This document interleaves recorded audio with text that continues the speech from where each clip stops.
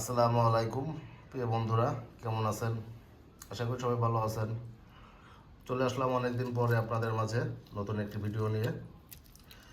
আমি অনেকদিন একটু কাজের জন্য বাইরে ছিলাম, তো এর জন্য আপনাদের মাঝে আসা হয় নাই, আবার চলে আসলাম। তো আপনাদের সবাইকে স্বাগতম মিস্টার অ্যান্ড মিসেস রহমানের চ্যানেল থেকে। আশা করি সবাই ভালো আছেন। আমরা আজকে একটা রেসিপি দেখাতে যাচ্ছি আপনাদের। রেসিপিটা হলো কি? এটা মাছ ভাজা। একটা তেলাপিয়া মাছ ফ্রাই করবো আমরা। তো আমরা ফ্রাই করার আগে ম্যারিনেট করে নিব। কি কি আছে এখানে?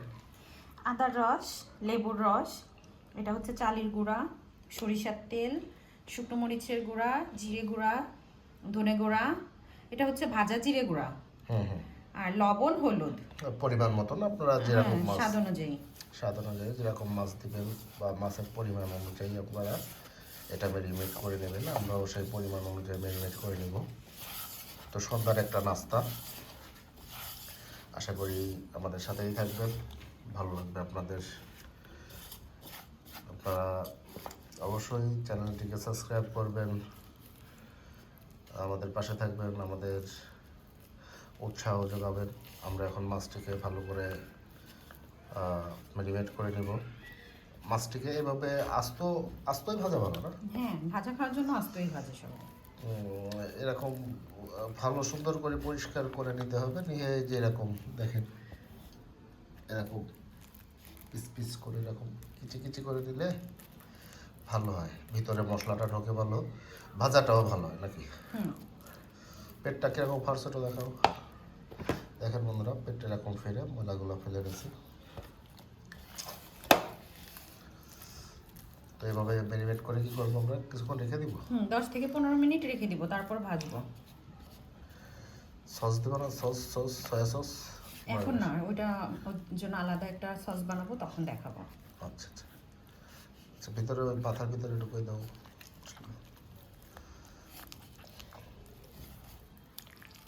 বন্ধুরা, একটু পানি, হালকা একটু পানি দিয়ে মিশিয়ে নেবেন, তাহলে মশলাটা সুন্দর করে সব জায়গায় লেগে থাকবে মাছের গায়ে।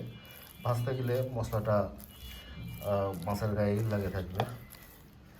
দেখেন, ও লেবুর রসও কিছু নয়? হ্যাঁ, লেবু, আদা। এইভাবে কিছুক্ষণ রেখে দিব না? 10 থেকে 15 মিনিট রেখে দিব।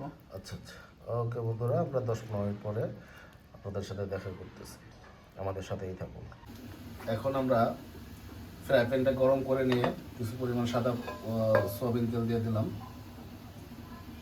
তেলটা বেশ গরম হয়ে গেছে। এখন আমরা ম্যারিনেট করা মাছটা দিয়ে দিব।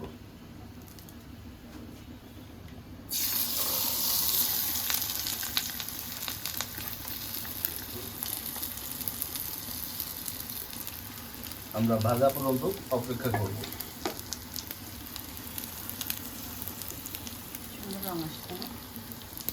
বন্ধুরা, এখন আমরা একটা সস বানাবো, জিভে পানি আসার মতন একটা সস। আমাদের বোম্বাই মরিচ বা বিশ মরিচ আর দেশি মরিচ একসাথে কুচি করে কেটে নিয়েছি। তারপরে দেশি পাতিলেবু। এখন দেশি পাতিলেবুটা খুবই রেয়ার, ঢাকায় তো এটা পাওয়াই যায় না, তো পেয়ে গেলাম আজকে বাজারে। তো সেই মরিচ দিয়ে, লেবু দিয়ে একটা সস তৈরি হচ্ছে। এর মধ্যে আমরা কিছু পরিমাণ সয়া সস দিয়ে দিব।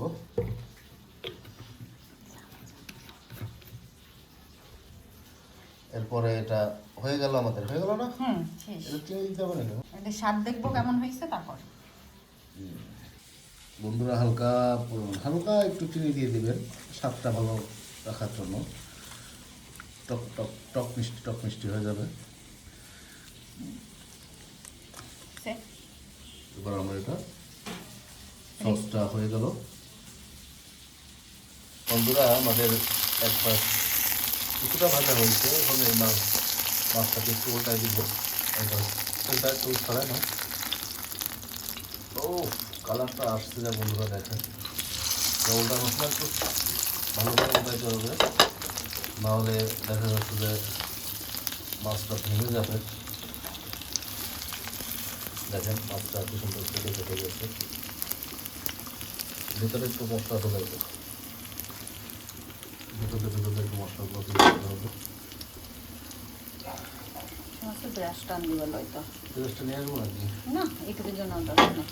অল্প মাছের জন্য আমরা ব্রাশ ব্যবহার করতে চাচ্ছি না, ধোয়া একটা ঝামেলা। এবার ওপর পাশটা ভাজা হোক আস্তে আস্তে। বন্ধুরা আমাদের মাছটা দেখেন কি সুন্দর কালার হয়েছে, ভাজা হয়ে গেছে। এখন আমরা মাছটা প্লেটে নামিয়ে নিব।